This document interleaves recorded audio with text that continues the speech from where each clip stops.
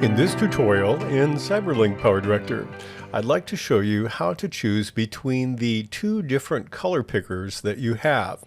One works great in a certain environment, the other in a different one. For a while, I thought they were both the same, but let me show you the difference between the two. What we have on track number 1 is a video of the Golden Gate Bridge. And when we play it, we see the cars on the bridge and the ships in the water. Let's assume I want to put a title, and I want the title to be a certain kind of color for the font face. We're going to show you how to do that. But also, if you look very carefully, now the timeline is moving into a still object that I put on the end of the timeline. I did that for a reason, because I want to illustrate what you can do and what the differences are between the two different color pickers. So let's move down to track number 2, where I have my title. I'm going to actually enlarge it here a bit. And let's say we want to change the word bridge to a different color. If I double click on it, that will get me into my title designer. And I have on the left side of the screen the opportunity to change the look of the font by color. I have a block I can pick from, and then I have the eyedropper, which is your classic color picker icon. So if I click on the eyedropper to the right of the box, what I'm going to see is a screen pop up. If you look very carefully at the screen, you're going to see at the top it says select color from timeline.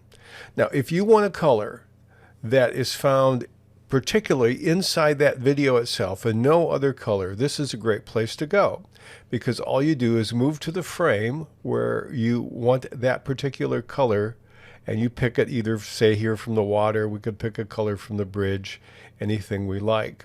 So if I click on it, that will click this color and I can click OK. Now I've changed it. But I'm limited to colors only somewhere on the timeline. Now the thing to remember is it doesn't simply have to be this video, because I'm going to click on it again. We're going to change it a second time. And now I'm moving somewhere else in the video near the end, and now I have my still image.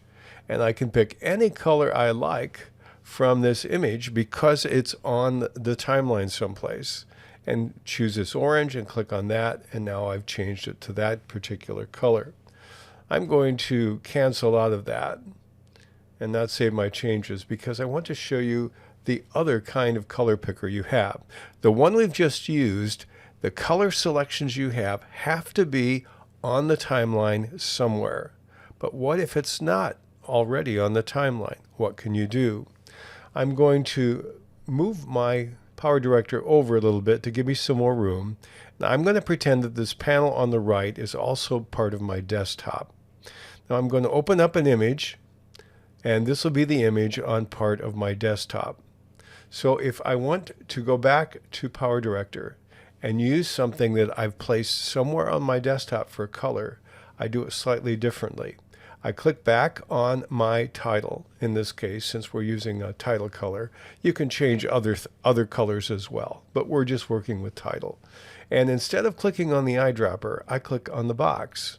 Normally we use that to pick a color from the color picker or from the range over here, but we also have a box below that says select from screen. Now how this color picker is different, though the icon is the same, is this allows you to pick any color from anything that you've been able to place on your desktop. So what I'm going to do is click on that button, and now you notice it changes. I can actually pick a color from any of the tools in PowerDirector, but I also can pick a color from outside of the Color Director window, any color I like on the screen. And if I take this purple here, purplish blue, click on that, and now I've changed the color. So that gives you a lot more variety. You're not confined to only the colors perhaps in the video or anything else on the timeline using this method. Now click on OK. And we'll move this back and we'll make sure this covers the whole screen here. So those are the two options. Similar icons, but very different result when you're modifying the color to be very specific to a certain color that you want in Cyberlink PowerDirector.